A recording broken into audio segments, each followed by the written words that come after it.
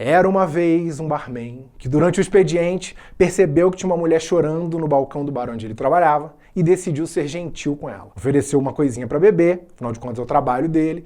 Quando ela falou que estava sem grana, ele disse que era por conta da casa e começaram a conversar. Podia ter ficado só nisso, mas essa interação básica deu início a uma perseguição de anos, que é mostrada na série que virou mania nas últimas semanas, Beberrena, da Netflix. Mas o que fez essa série virar mania e não outras? Afinal de contas, surgem novos programas em tudo que é streaming o tempo inteiro. É isso que você vai descobrir no programa de hoje. Vem comigo.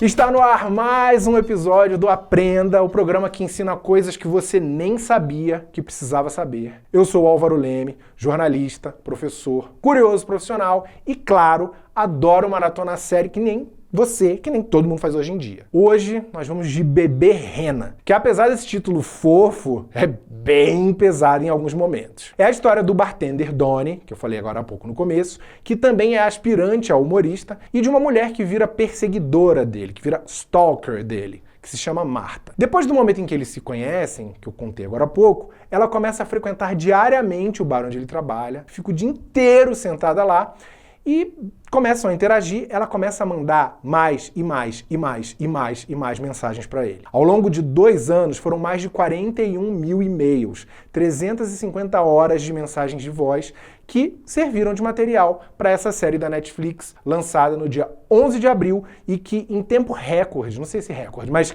logo virou o topo das mais assistidas em 10 países, inclusive o Brasil. E ela serve hoje de case para a gente contar como que uma série vira mania. Por que Beberrena virou um sucesso? Por causa de uma combinação desses 6 elementos que eu vou te contar agora quais são. Número 1, qualidade do conteúdo.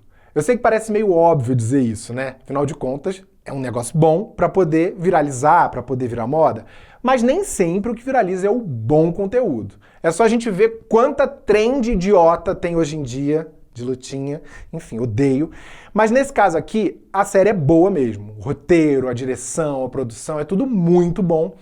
Especialmente as atuações, dentre as quais eu destacaria a da Jessica Gunning, que faz a Marta. E assim, eu esquecia completamente que era uma atriz interpretando. Cheguei a ficar com medo dela, porque ela é muito boa. Mas o elenco, de modo geral, é muito bom. 2, narrativa envolvente. Não é à toa que se fala tanto em storytelling hoje em dia. É porque nós, seres humanos, adoramos uma história boa, uma história bem contada, o que é o caso aqui. Quando a gente fica sabendo que o caso é real, fica tudo mais assustador e mais envolvente, né? Principalmente para contar para os outros. Já vou chegar nisso. Tem a construção dos personagens também, que permite que a gente se conecte com eles de várias maneiras. É uma história chocante, que poderia acontecer com qualquer um, e mexe com aquele medo, assim, ai meu Deus, será que se eu for gentil com alguém, igual o Donnie, eu posso me dar mal?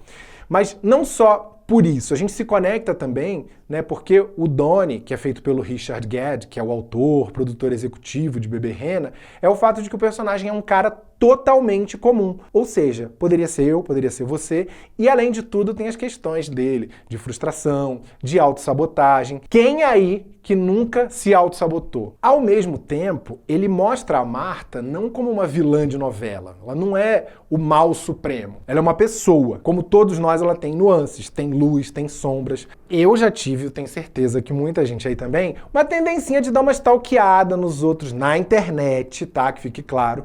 Ou seja, a gente não chegou longe como a Marta, mas muitas vezes a gente já se viu nessa posição de ficar muito curioso ou interessado demais em alguém, mas não a esse ponto da Marta, repito. Além desse tema da perseguição, a parte da série que fala sobre abuso sexual também mobiliza uma parte grande da audiência. É um assunto muito contemporâneo, assim como a questão de stalking, né, que eu falei agora há pouco num tom de brincadeira, mas é uma coisa muito séria, é crime inclusive, mas são temas que aumentam o potencial de as pessoas se engajarem, se envolverem com aquilo, porque são assuntos que são relevantes para muitas pessoas hoje.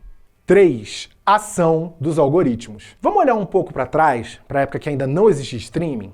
Os estúdios de Hollywood, quando lançavam filmes, eles tentavam fazer os jornais e revistas entrevistarem os atores, o diretor, compravam anúncios nas mídias mais variadas, televisão, nas próprias revistas, tudo para fazer as pessoas irem até o cinema. Hoje ainda existe tudo isso, tá? A gente sabe, mas não é mais o único caminho. Até porque o volume de lançamento é muito grande. Não tem como você fazer campanha de marketing de absolutamente tudo que as plataformas de streaming lançam. A gente sabe o volume de coisa que sai. Porém, elas têm uma coisa muito preciosa, que são informações sobre o que cada cliente já viu, quanto tempo viu. Em alguns casos, sabem até se a pessoa gostou ou não gostou, porque a gente informa, né? Dá lá 5 estrelinhas. Todas essas coisas são levadas em consideração pelos algoritmos da plataforma quando eles vão sugerir uma coisa nova para você. Toda plataforma de streaming hoje é configurada para fazer a gente se envolver o máximo possível com aquele conteúdo. E quem faz esse trabalho são os algoritmos. É isso que torna possível que uma série com um elenco até então pouco conhecido seja descoberta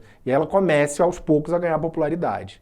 Se na época lá antiga que eu falei de Hollywood já era difícil chamar a atenção das pessoas, hoje essa disputa é muito maior. Então o grande desafio de qualquer conteúdo ou de qualquer criador de conteúdo é fazer as pessoas saberem que aquilo existe. É uma questão de circulação. Isso vale para podcast, para perfil de Instagram e de TikTok, canal de YouTube, filmes, séries, vale para tudo que depende de atenção das pessoas. A diferença aqui é que a gente está falando de uma plataforma gigantesca que é a Netflix. Daí ela dá um empurrãozinho com os algoritmos e a coisa começa a ganhar fôlego muito mais depressa, a viralizar propriamente dito. A plataforma não divulga muitos detalhes, além desses que eu falei, mas certamente as primeiras pessoas que clicaram para ver Bebê Rena já eram fãs de histórias similares, ou de humor britânico, ou de programas que de alguma maneira se conectam com o Bebê Rena. E aí esses espectadores foram, digamos assim, os primeiros contagiados. Se eles vissem e não gostassem, acabava ali.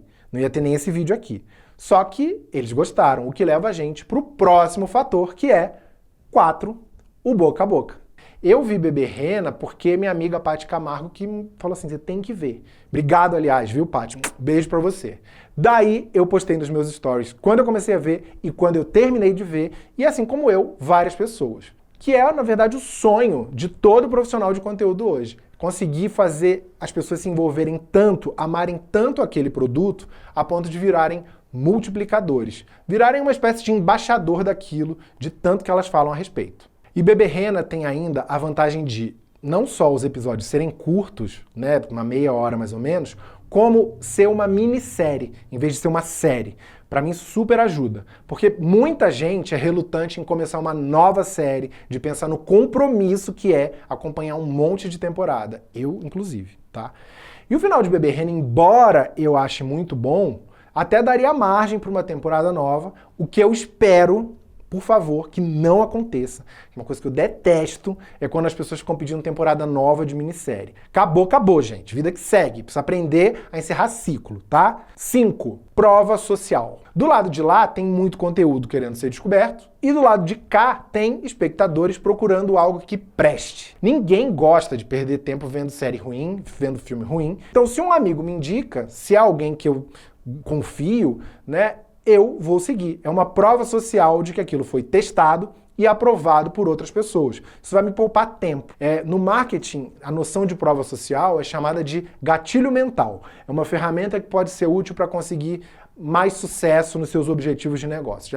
Algum dia eu faço um vídeo sobre isso aqui. Acho legal contar para vocês algo que eu li outro dia e que tem a ver com a nossa relação com listas de coisas culturais que são bem-sucedidas. É uma pesquisa de um americano chamado Matthew Salganik, da Universidade de Princeton, e ele fez um teste em que ele mostrava para diferentes pessoas, para diferentes usuários de um site, listas de músicas com mais downloads. Só que ele inventou um número de downloads para cada música. E com o tempo, as músicas que ele colocou no topo de mentirinha foram ficando mais populares de verdade. Ou seja, a gente é muito influenciado pelas listas, muito mais às vezes do que a gente percebe. Essa história está num livro bem legal que se chama O Poder da Influência, de um professor lá dos Estados Unidos chamado Jonah Berger. Aliás, tem um outro livro dele que se chama Contágio, que me ajudou a montar o conteúdo desse episódio também. Eu deixei o link na minha página da Amazon, que está no descritivo do episódio. Compra com o meu link que eu ganho 10% da compra, gente. Não esquece que o creator também tem que pagar boleto. Antes que você vá embora, eu vou te dizer o que o Bebê Rena tem a ver com tudo isso. É uma questão de buzz. Porque conforme o buzz da série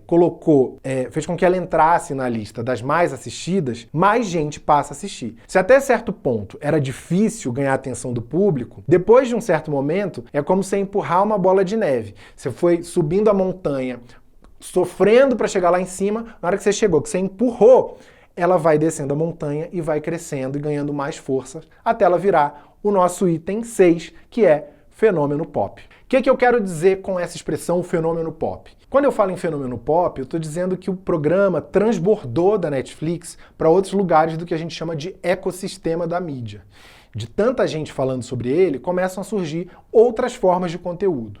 Por exemplo, entrevistas com elenco, que antes nem famoso era, episódios de podcast, como esse aqui, textos em newsletter, não só sobre a série em si, como sobre os temas dela, stalking, abuso sexual, além do surgimento de pessoas que se consideram aí detetives amadores e começam a pesquisar as histórias reais para ver quem são as pessoas que inspiraram a série. Cada uma dessas coisas vai criando nas pessoas a sensação de que elas não podem perder aquilo, que se elas não assistirem, elas estão perdendo alguma coisa.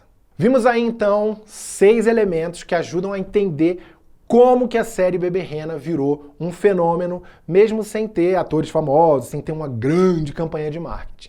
E agora eu quero saber de você, se você viu Beberrena, o que você achou, conta aí nos comentários e não esquece que eu sou parceiro da Evino, tá? Eu tenho aí meu cupom ALVINO, que se você usar nas compras, você ganha 10% de desconto e ajuda o Aprenda a se manter no ar, porque um percentual dessa venda fica pra mim. Usa e repassa pros amigos, igual as pessoas ficam divulgando Beberrena, tá bom? Hoje eu fiz episódio mais comprido porque teve gente que pediu mais do que 5 minutos. Se você é uma dessas pessoas, elogia aí também embaixo, tá bom? Escreve alguma coisa, engaja, porque se você não engajar, a gente não sobrevive. Nossa, dramático, né?